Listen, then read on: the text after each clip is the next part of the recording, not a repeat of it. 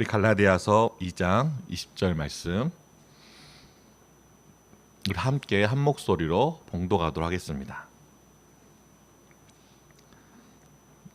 20절입니다.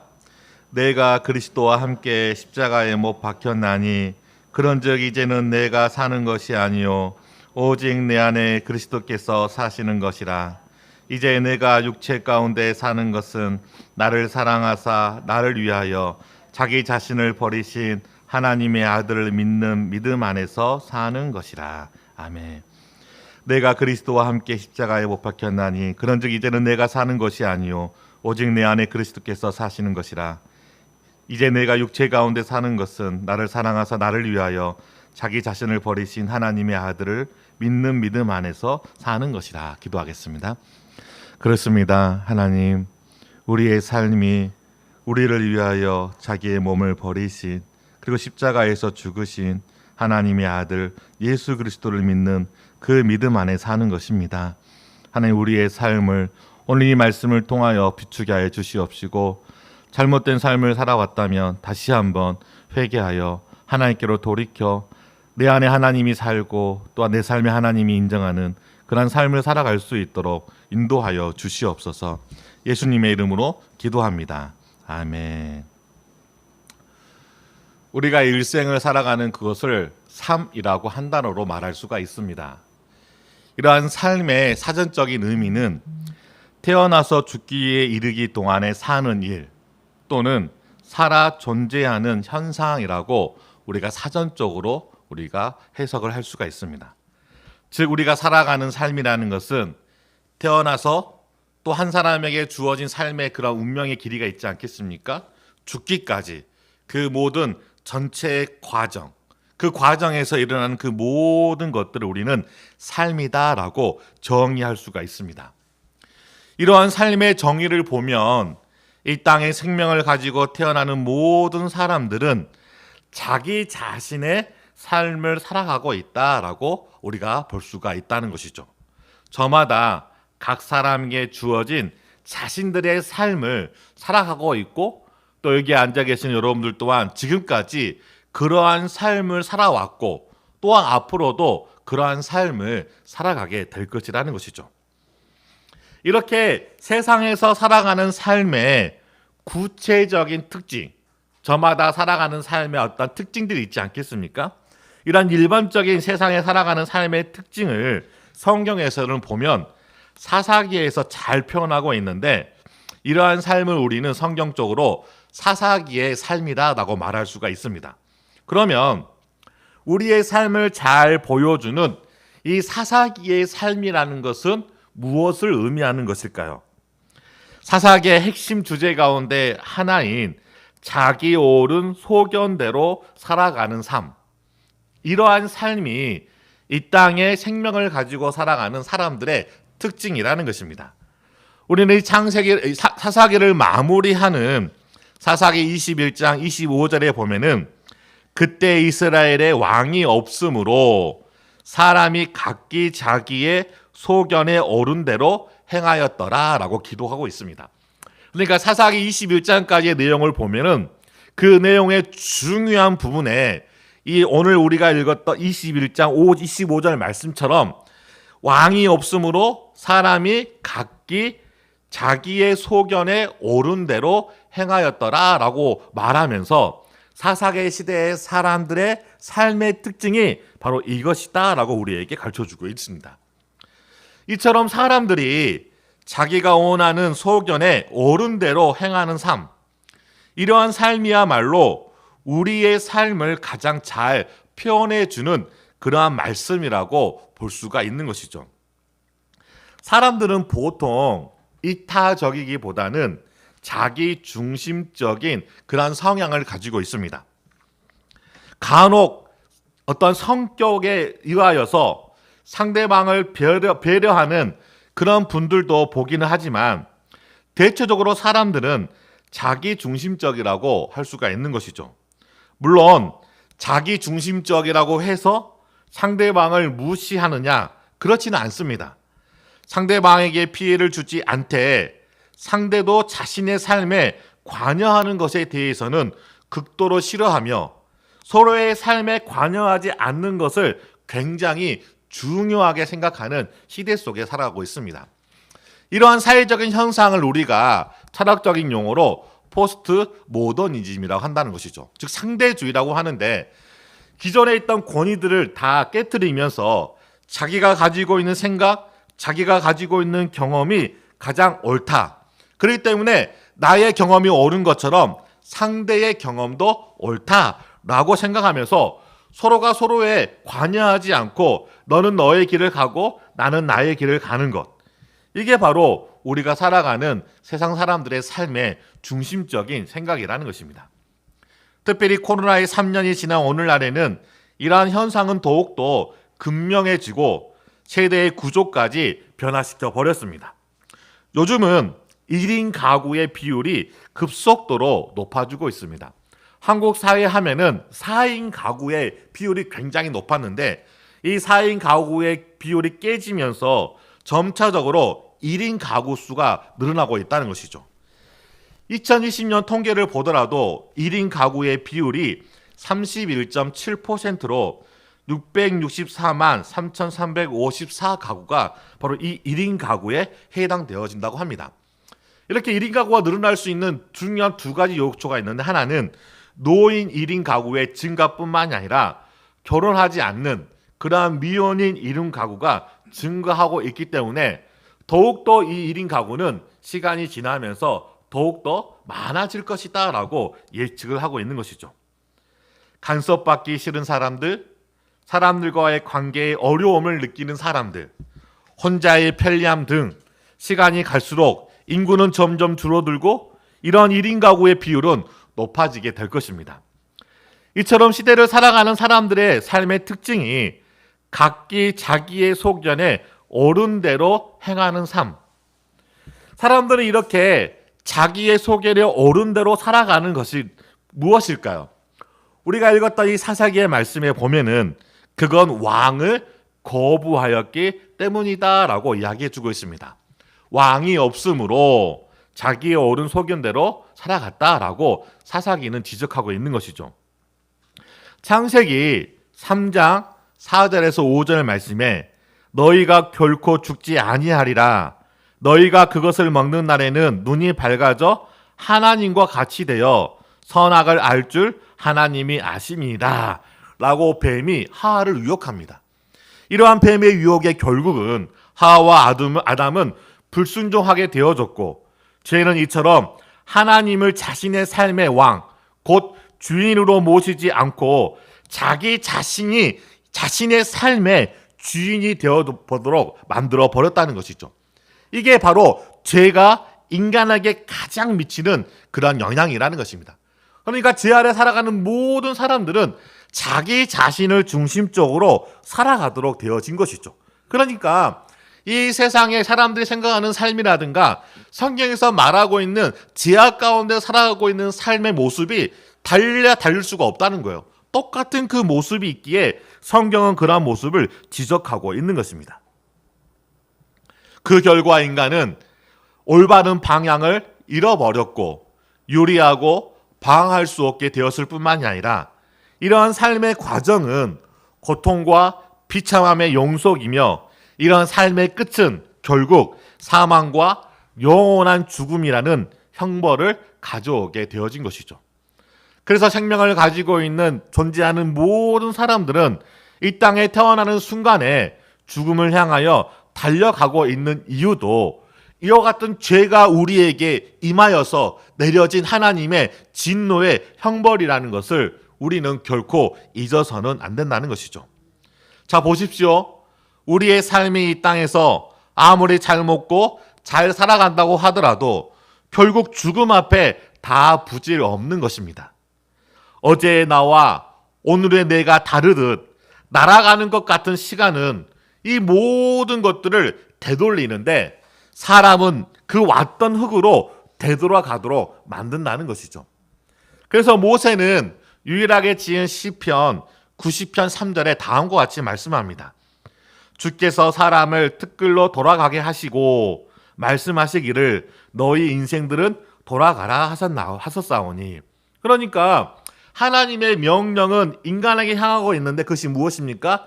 그 죄의 결과로 인하여 다시 티끌로 돌아가는 거예요. 그리고 그 죽음 이후에 영원한 죽음이 우리에게 펼쳐진다는 것이죠. 그것만큼 우리에게 비참한 것이 어디에 있겠습니까? 더욱이 창세기 3장 19절에서도 범죄한 아담을 향하여 하나님은 다음과 같은 조주의 말씀을 우리에게 이야기해 주고 있습니다. 내가 흙으로 돌아갈 때까지 얼굴에 땀을 흘려야 먹을 것을 먹으리니 내가 그것을 취함을 입었음이라. 너는 흙이니 흙으로 돌아갈지니라. 보십시오. 하나님은 우리 인간을 창조하신 다음에 보기에 좋았더라 라고 하셨습니다. 자, 보기에 좋았더라 하고 다루는 단어는 토브라는 단어입니다. 즉 다른 말로 말하면 선하다, 아름답다 라고 하는 뜻을 가지고 있는 것이죠. 하나님이 창조하신 인간을 보시고 하나님이 어떤 마음이 들으셨냐면 좋음의 상태, 아름다운 상태, 선한 상태로 우리 인간을 창조하신 것이죠. 비록 흙으로 우리를 만드셨지만 흙으로 만든 우리에게 생기를 불어넣어서 생명이 되게 하신 것이죠. 거룩하고 아름다운 하나님의 그 창조의 목적에 맞게끔 하나님의 말씀을 순종하며 하나님께서 우리에게 만들어 놓으신 그 창조를 정복하고 다스릴 수 있는 그러한 권능을 우리에게 주신 것입니다. 그러나 죄로 인하여서 이 모든 것들은 파괴되어지고 결국 우리가 흙이니 흙으로 돌아가는 그러한 비참한 인생이 되어져 버린 것이죠. 더욱이 내가 흙으로 돌아갈 때까지 얼굴에 땀을 흘려야 먹을 것을 먹으리니 한 줌에 입에 들어가는 그 먹을 것을 위하여 수고하는 인생이 되어져 버린 거예요. 하나님이 모든 짐승들을 아담에게 불러 모으시고 아담이 그 짐승들을 향하여 어떠한 이름을 지어주신지를 지켜보았습니다. 아담은 자기 앞에 오는 그 짐승들의 특징들을 보면서 그 짐승들이 어떤 존재인지를 이름을 부여함으로 살아있는 존재가 되게 해주신 것이죠. 그만큼 탁월한 그런 능력으로 하나님은 인간을 창조하였지만 이제는 입에 들어가는 한 끼를 먹는 그런 존재가 되어져 버린 것이죠. 수고하여 땀을 흘려야만 겨우 한 끼에 입에 들어가는 그 음식을 먹는 존재가 되어져 버린 것입니다. 이것이 바로 각기 자기의 소견에 옳은 대로 행하는 사람들의 결과인 것이라는 것이죠. 그러나 성경은 이러한 삶뿐만이 아니라 다른 삶에 대해서도 우리에게 제시해 주고 있습니다. 그러한 삶은 어떠한 삶입니까? 바로 거듭난 삶이라는 것이죠. 자, 거듭난 삶에 대하여서 가지치고 있는 말씀이 요한복음 3장에 나오는 니고데모와의 대화입니다. 여기서 예수님은 자신을 찾아온 니고데모에게 갑자기 뜬금없이 3장 3절에 다음과 같이 말씀합니다. 예수께서 대답하여 이르시되 진실로 진실로 내게 이르노니 사람이 거듭나지 아니하면 하나님의 나라를 볼 수 없느니라. 자, 거듭나지 아니하면 하나님의 나라에 갈 수가 없다라고 니고데모에게 뜬금없이 이야기해 주고 있는 것이죠. 자, 니고데모는 어떤 사람입니까? 율법에 정통한 사람이었습니다. 그리고 지도자였습니다. 그렇기 때문에 남의 눈에 뜰까봐 저녁 가운데 예수님을 찾아오게 된 것이죠. 예수님은 하나님이시기 때문에 사람의 마음속 깊은 곳에 있는 생각까지 다 아시는 분이셨죠. 그래서 자신을 찾아온 니고데모를 향하여 다음과 같이 말한 거예요. 사람이 거듭나지 않고서는 하나님의 나라에 들어갈 수가 없다라고 하는 것이죠. 그러나 니고데모는 생각한 거예요. 이성적으로 생각을 하는 것이죠. 왜? 학자이고 지도자이고 그런 머리가 있지 않겠습니까? 그래서 사람이 늙으면 자신이 늙었잖아요. 늙으면 어떻게 태어날 수가 있겠습니까? 두 번째로 모태에 들어갔다가 날 수 있사옵니까? 라고 묻게 되어지는 것이죠. 그러니까 태어난다는 개념이 우리의 생각으로는 부모에게서 태어나는 개념만을 가지고 있지 다른 태어나는 개념을 가지고 있지 않다는 거예요. 그러니까 다시 거듭난다고 했을 때 어떻게 우리가 다시 어떠한 모습으로 부모의 뱃속에 들어가서 다시 태어날 수가 있습니까? 라고 정상적인 이성을 가지고 다시 예수님에게 묻고 있는 것입니다. 그러자 예수님은 그러한 출생을 말하는 것이 아니라 다른 출생을 말하는 것인데 바로 성령으로 거듭난 것에 대하여 말하고 있는 것이죠. 그래서 예수님은 구원을 얻는 믿음을 이어서 영속으로 이야기해 주고 있습니다. 그러니까 다시 태어난다는 것은 예수 그리스도로 말미암아 구원함을 받는 것, 그 구원을 얻는 그 믿음으로 우리가 다시 태어난 것에 대하여 이야기해 주고 있는 것이죠. 그래서 이 3장의 말씀을 자세히 한번 읽어보면은 여러분이 너무나도 잘 알고 있는 요한복음 3장 16절 말씀이 나와요. 요한복음 3장 16절 말씀에 어떻게 기록하고 있습니까? 하나님이 세상을 이처럼 사랑하사 독생자를 주셨으니 이는 그를 믿는 자마다 멸망치 않고 영생을 얻게 하려 하심이라. 자, 보십시오. 하나님이 세상을 사랑하신대요. 죄악의 광연한 이 세상을 증오하시는 것이 아니라 사랑하신다는 거예요. 그래서 자기 옳은대로 살아가는 사람들의 결말이 영원한 죽음인지 알고 멸망인지 알고 그러한 길로 가도록 내버려 두시는 것이 아니라 그러한 길을 가지 않도록 다시 태어날 수 있는 구원의 방법을 주셨는데 그게 누구입니까? 자신의 아들, 독생자를 보내주신 거예요. 그래서 그를 믿는 자마다, 그래서 구원을 얻는 믿음은 어떤 믿음입니까? 여기서 이 요한은 바로 그를 믿는 자, 그를 믿는 그 믿음으로 멸망하지 않고 영생을 얻는다라고 말하고 있는 거죠. 그를 믿는 자마다 멸망하지 않고 영생을 얻는 것. 예수님께서 그 믿음이 어떠한지를 이 16절을 말씀하기 전에 14절과 15절에 말씀해 주고 있어요. 우리는 16절은 너무나 잘 알고 있지만 14절과 15절의 말씀은 잘 암송하고 있지는 않아요. 14절과 15절의 말씀을 보면은 이렇게 구원받는 믿음, 다시 태어나는 것이 무엇인지를 구체적인 사건 하나를 예로 들면서 우리에게 가르쳐주고 있어요. 그것이 무엇이냐면 모세가 광야에서 뱀을 든 것 같이 인자도 들려야 하리니 이는 그를 믿는 자마다 영생을 얻게 하려 하심이니라. 이게 14절 15절 말씀이에요. 그러니까 모세가 광야에 뱀을 든 것 같이 인자도 들려야 하나니 이것은 예수님의 십자가의 사건을 예표한 것이죠. 그러한 예수 그리스도를 믿는 자마다 영생을 얻게 하려 하심이라 라고 하신 말씀 다음에 우리가 너무나 잘 알고 있는 16절 말씀을 하는 것이죠. 자, 보십시오. 이 요한이 가리키고 있는 구체적인 이 사건은 민수기 21장에 나오는 사건을 가리키고 있습니다. 홍해의 길을 따라 애굽 땅을 우리하려 하였다가 그 길로 말미암아 마음이 상한 이스라엘 백성들이 하나님과 모세를 원망을 합니다. 어떻게 원망합니까? 자신들을 이 광야에서 죽게 한다라고 말하고 있는 것이죠. 일주일이면 갈 수 있는 그 가나안 땅을 에돔이 거부하기 때문에 돌아서 가야 했던 것이죠. 그러니까 하나님은 그들을 죽이려고 한 것이 아니에요. 그냥 돌아가면 되는 거예요. 그런데 그 며칠을 돌아가는 것 때문에 마음의 상함을 잊는 것이죠. 그런데 이 상함이 그것만을 가지고 있는 것이 아니라 지금까지 마음속에 담고 있었던 그 모든 것들을 다 퍼부어 버린 거예요.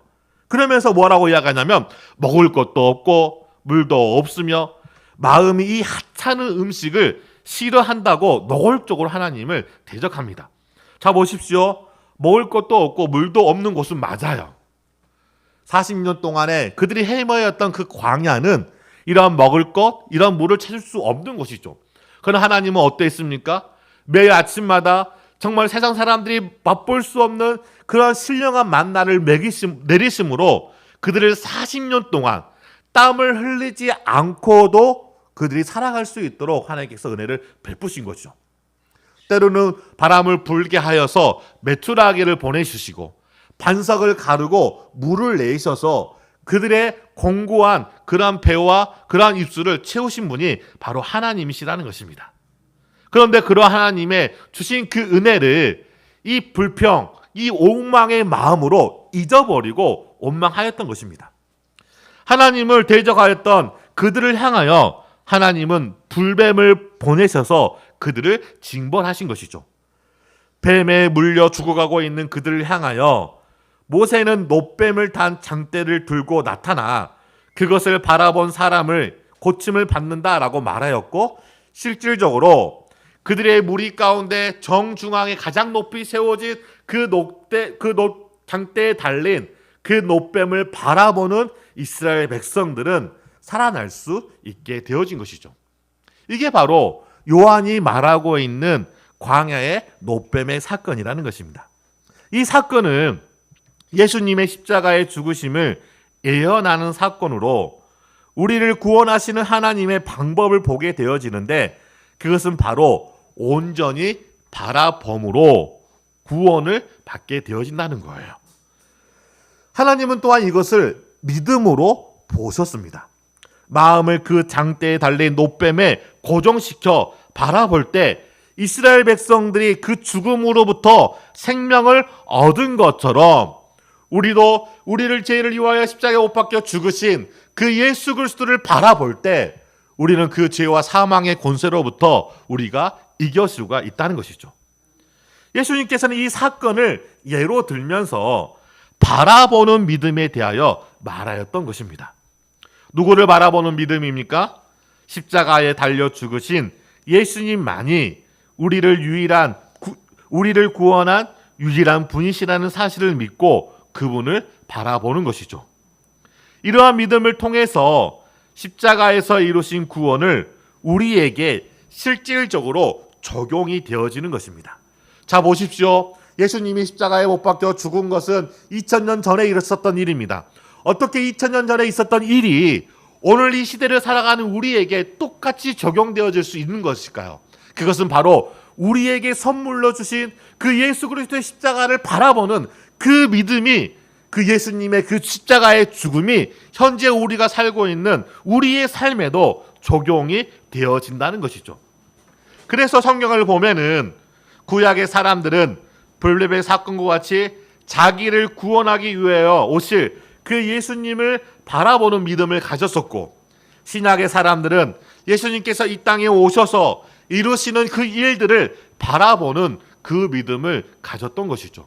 그리고 그 믿음이 그들을 구원하신 것입니다. 그래서 바울은 로마서 10장 9절과 10절에서 다음과 같이 우리에게 말씀합니다. 내가 만일 내 입으로 예수를 주로 시인하며 또 하나님께서 그를 죽은 자 가운데에서 살리신 것을 내 마음에 믿으면 구원을 받으리라. 사람이 마음으로 믿어 의에 이르고 입으로 시인하여 구원에 이르느니라. 자, 보십시오. 마음으로 믿을 수 있도록 하나님께서 창세 전부터 우리에게 믿음의 선물을 허락하셨고, 때가 되어짐에 우리의 마음이 그것을 믿어 의에 이르고 입술로 주님을 나의 구주로 고백하여 구원에 이르게 된 것이죠. 이러한 마음으로 믿어 의에 이르고 입으로 시인하여 구원에 이른다고 말하고 있는 그 입술의 고백은 어떠한 고백입니까?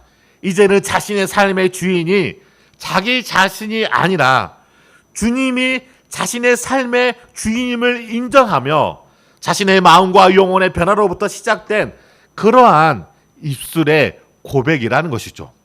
이런 마음과 영혼의 변화가 있지 않고서는 결코 우리의 입술에 주는 나의 주님이시요 주는 나의 구원자이시라는 그런 고백이 있을 수가 없는 거예요.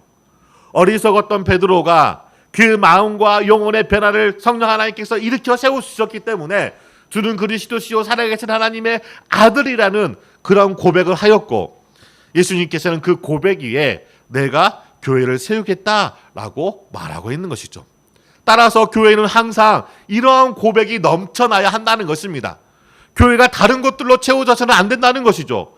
교회는 하나님은 주는 그리스도시요 살아계신 하나님의 아들이라는 그러한 고백 위에 세워진 교회이기 때문에 교회는 항상 이러한 고백으로 넘쳐나야 한다는 것입니다. 우리가 오해해서는 안 되는 것은 이러한 믿음은 개인적인 심리적인 믿음이 아니라는 거예요. 마음속에 마치 죽어가는 이스라엘 사람들이 유일한 구원이 그 놋뱀을 바라보는 것처럼 예수님께서 자기의 죄를 위하여 십자가에 죽으신 것을 믿는 후 공적으로 자신이 예수를 믿는다는 것을 고백하는 그 믿음이라는 것을 우리는 잊지 말아야 한다는 것입니다. 따라서 성경에서 말하고 있는 믿음은 개인적인 믿음이 아니라 공적인 믿음의 특징을 가지고 있다는 것을 우리는 잊지 말아야 한다는 것입니다. 이처럼 구원을 얻는 믿음은 마음과 영혼의 변화에 비롯된 고백이며, 이러한 영혼의 변화는 우리에게 이전과 새로운 다른 삶을 살아가도록 만든다는 것이죠. 따라서 이 믿음의 고백은 삶의 변화와 뗄래야 뗄 수 없는 관계라는 거예요.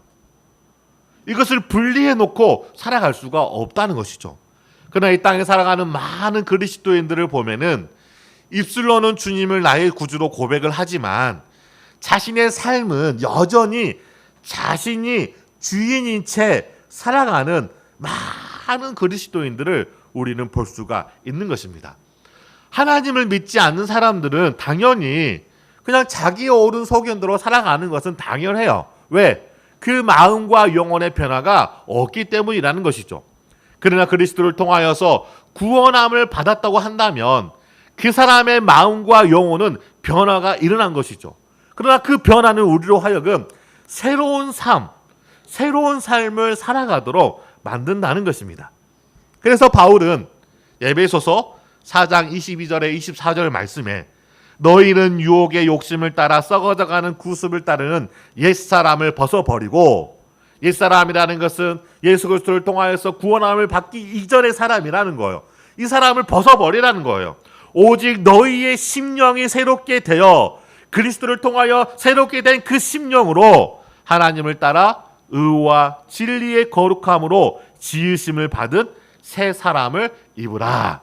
새 사람으로 살아가라 라고 우리에게 가르쳐주고 있는 것이죠. 성경은 이처럼 우리에게 또 다른 새로운 삶이 있다는 것을 끊임없이 가르쳐주고 있습니다. 고린도후서 5장 17절 말씀입니다. 우리 같이 한번 고린도후서 5장 17절 말씀을 같이 한번 읽어보도록 하겠습니다. 시작. 그런즉 누구든지 그리스도 안에 있으면 새로운 피조물이라. 이전 것은 지나갔으니 보라 새 것이 되었도다. 새로운 피조물로서 새 것의 삶, 이게 그리스도 안에 있는 사람들이 살아가는 삶이다 라고 성경은 우리에게 가르쳐주고 있는 것이죠. 여러분이 예수님께서 십자가에 못 박게 했던 나의 모든 죄와 그 죄로 인한 인간의 고통과 비참함, 그리고 예수님께서 이 땅에 오셔서 십자가에서 죽으시고 3일 만에 부활하신 후에 승천하신 그 모든 구원의 과정을 깊이 믿을 때 하나님께서 우리를 값없이 구원해 주셨다는 사실을 믿는 그 사람들은 이와 같이 새로운 피조물로서 새로운 삶을 살아갈 수 있는 길을 열어놓으신 것이죠. 이렇게 새로운 피조물로서 거듭난 사람들인 그리스도인들이 어떻게 살아가야 하는 것일까? 그것에 대하여서 가르쳐주고 있는 것이 바로 오늘 우리가 읽은 이 본문의 말씀이라는 것입니다. 오늘 본문에서 바울은 우리가 새롭게 살아가야 할 삶이 무엇인가에 대하여 가르쳐주고 있습니다. 20절 말씀을 다시 한번 읽어보면 내가 그리스도와 함께 십자가에 못 박혔나니 이제는 내가 사는 것이 아니요 오직 내 안에 그리스도께서 사시는 것이라. 이제 내가 육체 가운데 사는 것은 나를 사랑하사 나를 위하여 자기 자신을 버리신 하나님의 아들을 믿는 믿음 안에서 사는 것이다. 자 보십시오. 내가 사는 것은 그리스도께서 사는 것이다. 내가 사는 것은 나를 사랑하사 나를 위하여 자기를 버리신 하나님 아들을 믿는 믿음에 사는 것이다. 자 사는 것, 삶에 대하여서 4번에 걸쳐서 반복하고 있는 것이죠.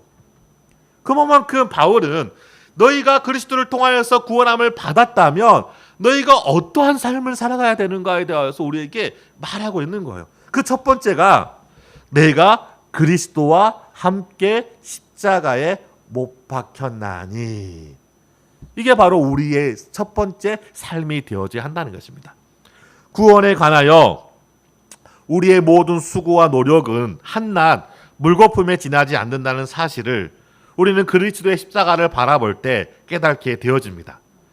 이전에 우리의 모습은 어땠습니까? 자신이 가지고 있는 인생의 그 많은 문제들이 있지 않겠습니까? 그 문제들로부터 벗어나려고 예를 써 보았지만 어떻게 해서든지 우리가 행복한 삶을 살아보려고 때로는 취미 생활에 집중해 보기도 하고 좀 더 많은 사람들의 관심을 기울이는 것에 매달려 보기도 하고 또한 맛집 투어라든가 자신이 가꾸는 그런 노력을 기울여서 어떻게든지 자신의 구원해 보려고 행복해 보려고 영혼의 몸부림을 치지만 결국 이 죄로 인한 죽음의 그림자는 우리의 그 어떠한 노력에도 불구하고 영원한 만족을 주지 못할 뿐더러 우리가 많은 것을 얻었다 하더라도 그 인생의 허무와 그 고통 가운데 결국 인간은 주저앉을 수밖에 없다는 거예요. 다 이루었다라고 생각을 하지만 사람들은 더 큰 욕심에 빠져서 또 열심히 세상을 따라가는 거예요. 그렇게 살아가다 죽는 것이 인간의 삶이라는 것입니다. 이렇게 바로 애쓰며 살아가는 그 나를 오늘 이 바울은 내가라고 표현하고 있는 거예요. 그렇게 살아가는 내가 그렇게 나의 세상의 욕심을 쫓아 내 안에 있는 그 탐심과 정욕을 쫓아 살아갔던 내가 뭐와 못 박힌 거예요? 그리스도와 함께 십자가에 못 박혔다는 것이죠. 이것은 무엇을 의미하는 것이냐면 이제는 내가 세상에 있는 것으로 살아갈 수 없는 사람이 되어졌다는 거예요. 그전에는 세상의 행복이 나의 행복이 이 세상에 있는 것들을 취함으로 나의 부족한 것들을 메꿈으로 행복해질 것이라고 생각을 했어요. 그런데 우리가 죽을 때까지 나의 부족한 것을 메꿀 수가 있습니까? 결코 그럴 수가 없는 것이죠. 그러니까 사람들은 이 땅에 살아가면서 만족스럽지 못한 삶으로 인하여 계속 뭐 할 수밖에 없는 거예요? 우울할 수밖에 없는 거예요. 우울할 수밖에 없는 거예요. 그것이 바로 세상에 있는 것들을 쫓아 살아갔던 삶이라면 이제는 십자가에 못 박혔다는 것은 그런 것으로 살아갈 수 없는 사람이 되어져 버린 거예요. 세상에 있는 것들을 사랑하며 사는 사람이 아니라 이제는 영원한 것, 영원에 대한 것들을 사랑하며 살아가는 존재가 되어졌다는 것이죠. 특별히 이 못 박혔다라고 하는 뜻은 죽었다라고 하는 의미를 가지고 있습니다. 자, 무엇이 죽는 것입니까? 옛사람이 죽는 것을 의미하는데 옛사람의 삶은 무엇입니까? 자기 옳은 소견대로 행하는 삶, 자기 자신이 주인이 되어 세상을 살아가며 마음의 탐심을 쫓아 땅의 것을 쫓으며 살아가는 그 나를 십자가에 못 박았다는 것이죠. 그래서 옛사람을 죽었다는 거예요. 이처럼 못 박힌 것은 끊임없이 우리를 유혹하며 다가오는 그 세상에 이제 반응하지 않는 그런 존재로 우리를 만들어 주신 것이죠. 그래서 우리는 날마다 이러한 영혼의 상태가 유지되도록 힘써야 하는 거예요. 그래서 바울은 고린도전서 15장 31절에 형제들아 내가 그리스도 예수 우리 주 안에서 가진 바 너희에 대한 나의 자랑을 두고 단언하느니 나는 날마다 죽노라. 나는 날마다 죽노라 고백하고 있는 거예요. 어떻게 날마다 죽을 수가 있을까요? 우리의 생명은 하나인데 이 하나의 생명을 어떻게 계속 죽을 수가 있는 것일까요? 이것은 뭘 의미하는 거냐면 내 마음에 있는 그런 욕심, 종욕, 자기중심적인 그런 삶, 세상을 향하였던 그런 삶을 십자가에 못 박는 거예요. 그러면서 매일매일 내가 죽노라라고 하는 것이죠. 바울도 죄를 지으면서 살아가고 있으므로 자신도 십자가에 자신을 매일 못 박으면서 죽으면서 살아가고 있다라고 간증하고 있는 것이죠. 우리도 마찬가지로 이 바울의 고백처럼 주님의 십자가에 못 박는 삶을 살아가야 한다는 것입니다. 그 십자가의 은혜로 나의 옛사람을 못 박지 않고서는 여전히 우리는 이 세상에 있는 육신의 정욕, 안목의 정욕, 이상의 자랑을 쫓아 벗어날 수 없는 인생이기 때문인 것이죠. 두 번째로는 내가 그리스도와 함께 십자가에 못 박혔나니 이제는 내가 사는 것이 아니요 내 안에 그리스도께서 사시는 것이다. 그러한 삶은 나의 삶이 아니라는 거예요. 어떤 삶이라는 것이죠? 그리스도께서 사시는 삶이라는 것이죠. 이게 바로 사복음에서 나오는 빚진 달란트의 비유라는 것입니다. 우리는 1만 달란트, 도저히 우리가 갚을 수 없는 그런 빚진 달란트를 그리스도께서 단번에 갚아주신 거예요. 그러니까 우리는 어떻게 보면은 빚진 자의 마음으로 살아가는 거예요. 이 그리스도를 믿는 그 믿음으로 우리는 죄사함의 은혜를 받았습니다. 그래서 요한복음 1장 12절에 영접하는 자, 그 이름을 믿는 자들에게는 하나님의 자녀가 되는 권세를 주셨으니. 자, 보십시오. 그리스도께서 사시는 삶, 이것은 바로 하나님의 자녀로서 사는 삶이라는 것이죠. 이제는 죄와 사망의 자녀가 아니라 하나님의 자녀가 되어진 것입니다.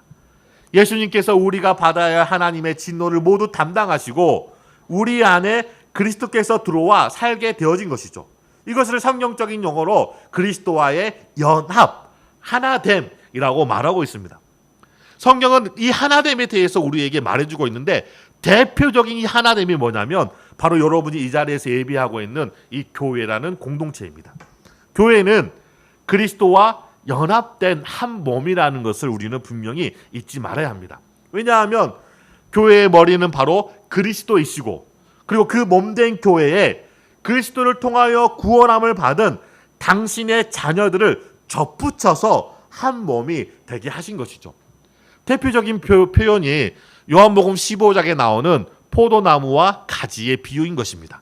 그 가지에 나무에 붙어 있어야지만이 열매를 맺는 것처럼 그리스도라는 그 몸, 교회라는 그 몸에 우리가 붙어 있을 때 우리가 진정으로 하나님의 자녀로서 살아갈 수가 있는 것이죠. 이게 바로 교회라는 공동체의 특징이라는 것입니다. 이처럼 우리가 사는 삶의 원동력은 이제는 자기 자신이 아니라 우리 안에 거하시는 주님이 우리의 삶의 주인이다라고 우리에게 말하고 있는 것이죠. 예수님은 이렇게 우리가 하나님의 자녀로서 이 땅에 살아갈 수 있도록 은혜를 주셨습니다. 단순히 구원받아 천국에 가도록 하신 것뿐만이 아니라 그거는 아주 기초적인 거예요. 천국에 가는 것은 당신의 자녀가 되면 당연히 그 자녀가 집에 가는 것처럼 천국에 가는 것은 당연한 거예요. 그러나 그것이 중요한 것이 아니라 더 중요한 것은 뭐냐면 이 땅에서 하나님의 자녀로서 우리를 구원하신 그 목적에 따라 살아가기 위하여 십자가에 죽으신 것입니다. 자, 보십시오.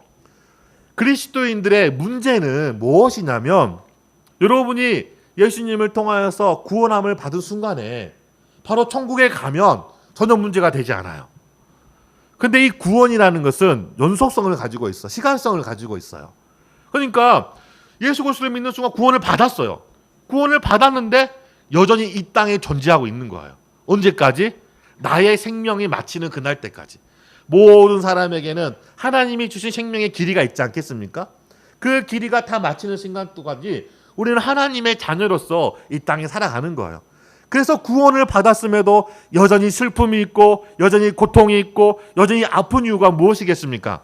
하나님의 자녀로서 살아가는 동안에 그러한 고통과 그러한 시련들을 통하여 우리의 믿음을 더욱더 단련시키고 더욱더 하나님 보시기에 아름다운 모습으로 만들어 가기 위한 그런 과정인 것이죠. 그렇기 때문에 구원받고 천국 가는 것뿐만이 아니라 그리스도인으로 살아가는 삶이 중요한데 어떠한 삶입니까? 내 자신의 삶이 아니라 하나님의 이름으로 살아가는 삶, 하나님의 자녀로서 살아가는 삶. 이게 바로 우리를 구원하신 진정한 목적임을 잊지 마시기 바랍니다. 자, 이 땅에서도 하나님의 자녀로서 살아가지 않는데 천국에 가서 영원한 삶을 살게 될 터인데 이 땅에서도 제대로 하나님의 자녀로 살아가지 않는 그 사람이 어떻게 천국에 가서도 하나님의 자녀로 살아갈 수 있겠습니까? 그러니까 우리는 뭘 하는 거예요? 천국에서 살아갈 삶을 예행 연습하는 거예요.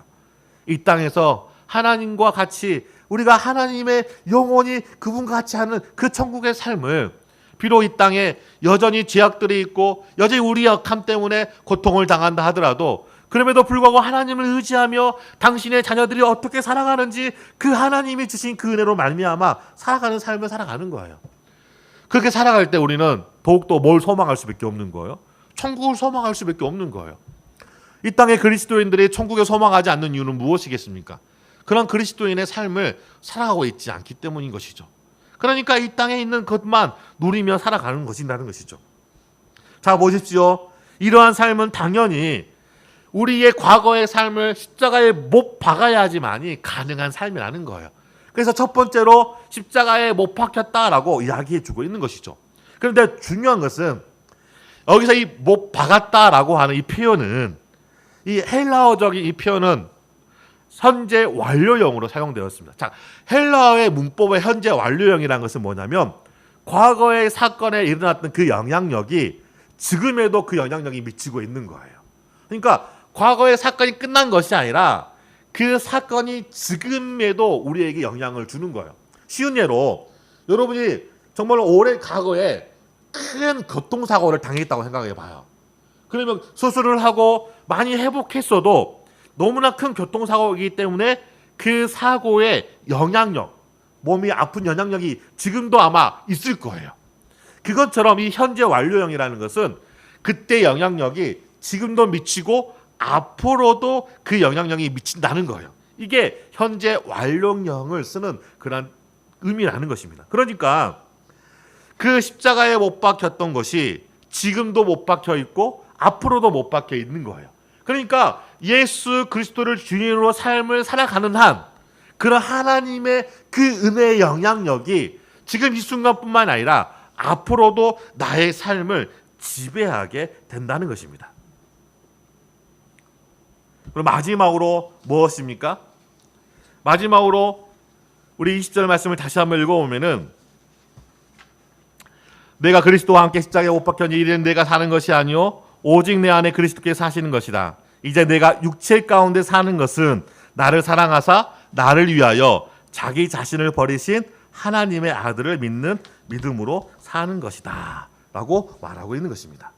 자, 보십시오. 이제 육체 가운데 사는 것, 여기서 내가 이 육체라는 것은 뭘 의미하고 있는 것이냐, 이 육체는 구원함을 받았지만 여전히 죄의 영향을 받는 연약한 육체라는 것을 말하고 있습니다.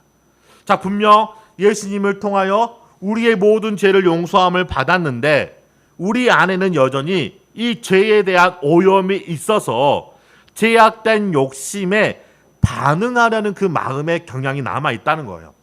그래서 바울은 로마서 6장 14절에 죄가 너희를 주장하지 못하리니 이는 너희의 법 아래 있지 아니하고 은혜 아래 있음이라 라고 선언하고 있습니다. 자, 보십시오.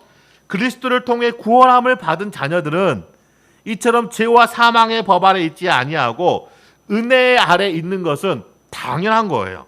그런데 이 6장 14절을 말씀하기 이전에 로마서 6장 12절과 13절에 어떻게 말씀하고 있냐면, 그러므로 너희는 죄가 너희 죽을 몸을 지배하지 못하게 하여 몸의 사욕에 순종하지 말고 또한 너희 지체를 불의의 무기로 죄에게 내주지 말고 오직 너희 자신을 죽은 자 가운데에서 다시 살아난 자같이 하나님께 드리며 너의 지체를 의의 무기로 하나님께 드리라. 의의 무기로 하나님께 드릴 수 있도록 하나님이 우리를 은혜로 보호해 주신다는 거예요. 그러니까 구원함을 받지 않는 사람들에게는 이러한 은혜가 없어요. 그냥 죄악 가운데 살아가다가 죽는 것이죠. 근데 구원함을 받은 사람들에게는 이러한 은혜가 있는 거예요. 그래서 여전히 연약함 때문에 죄로 인하여서 넘어진다고 해도 다시금 자신의 죄를 회개하고 하나님 앞에 은혜를 구하면 하나님이 이러한 은혜로 우리를 붙잡아 주시는 것이죠. 왜? 은혜 아래 있기 때문에. 그렇지만 무엇을 잊어서는 안 됩니까? 너희의 죄가 너희의 죽을 몸을 지배하지 못하게 하여 몸의 사욕에 순종하지 말고 너희 지체를 불의의 무기로 내어주지 말고 오직 너희 자신을 죽일 자 가운데 다시 살아나게 하신 의의 무기로 무장하라라고 말하고 있는 것이죠. 더욱이 이 로마서 6장 6절에서 7절 말씀을 보시기 바랍니다. 우리가 알거니와 옛사람이 예수와 함께 십자가에 못 박힌 것은, 여기도 예수와 함께 십자가에 못 박힌 것이라고 말하고 있지 않겠습니까? 죄의 몸이 죽어 다시는 우리가 죄에게 종노릇하지 아니하려 함이니, 그러니까 그리스도인의 삶의 첫 번째로 내가 십자가에 못 박혔나니라고 말하고 있는 이유가 바로 여기에 있는 거예요. 죄의 종이 존노릇하지 않기 위해서는 날마다 바울이 죽노라라고 하는 말씀처럼 우리가 십자가의 그 그늘 아래 살아가야 한다는 거예요. 이는 죽은 자가 죄에서 벗어나 의롭다 하심을 얻었습니다. 그렇기 때문에 사망이 다시는 우리를 주장하지 못하게 되어지는 것입니다. 예수님께서 죽으심은 죄에 대하여 단번에 죽으심이요 그가 살아계심은 하나님께서 대하여 살아계심이니 이와 같이 너희도 너희 자신을 죄에 대하여 죽은 자요 그리스도 예수 안에서 하나님에 대하여 살아있는 자다라고 우리에게 가르쳐주고 있습니다. 예수님의 구원은 완전합니다. 더 이상 예수님이 십자가에 못 박혀 죽을 필요도 없습니다. 단 한 번의 죽음으로 완전한 우리의 과거의 죄와 현재의 죄와 미래의 죄까지 완전히 구원해 주셨습니다. 그러나 여전히 우리는 불완전하기에 이 세상도 하나님의 그 원하시는 나라가 임하지 않았기에 우리는 넘어지기 쉽다는 것이죠. 이 육체가 있기 때문에 우리는 끊임없이 내 자신이 중심적인 삶이 아니라 하나님의 중심적인 삶을 살아가야 한다는 것이죠. 그래서 6장 19절에 너희 육신이 연약함으로 내가 사람의 예대로 말하노니 전에 너희가 저희 지체를 부정과 불법에 내주어 불법에 이른 것 같이 이제는 너희 지체를 의에게 종으로 내주어 거룩함에 이르도록 힘써라 라고 가르쳐주고 있습니다. 자 보십시오. 바울이 이 로마서 6장 19절 말씀처럼 너희 육신의 연약함으로 분명히 우리의 육신의 연약함을 지적하고 있는 것이죠. 이 육신의 연약함을 이기기 위해서는 무엇을 해야 합니까? 오늘 이 자리에 나와서 하나님의 말씀을 듣고 예배하는 이유가 무엇입니까? 연약한 우리의 육신 가운데 하나님의 말씀에 신이 다시 심겨져 그 말씀을 붙잡고 또다시 우리가 살아가야 할 그 일주일의 삶을 살아가도록 하기 위해서 이 자리에서 말씀을 듣기 위해 나온 것이 아니겠습니까? 그 은혜가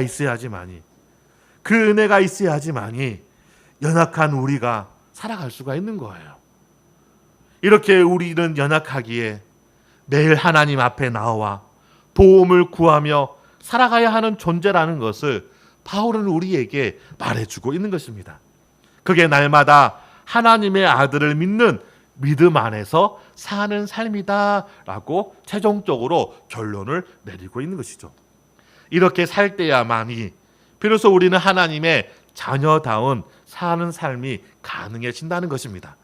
주님을 의지할 때 이 땅의 하나님의 자녀로서 새로운 피조물로서 새 사람으로서 살아갈 수 있는 힘과 죄를 이길 수 있는 그 능력을 공급받아 살아갈 수가 있는 것입니다.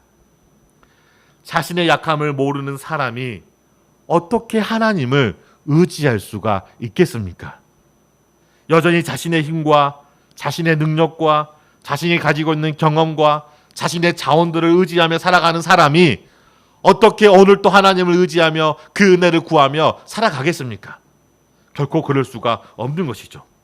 그러나 바울은 이 땅에서 우리의 삶은 연약한 육체를 가지고 사는 삶이기에 언제나 넘어질 수 있음을 알고 오늘 또 하나님의 아들 예수 그리스도를 믿는 그 믿음을 의지하며 살아갈 때 우리는 비로소 참된 그리스도인으로서의 삶을 살아갈 수가 있다는 것입니다.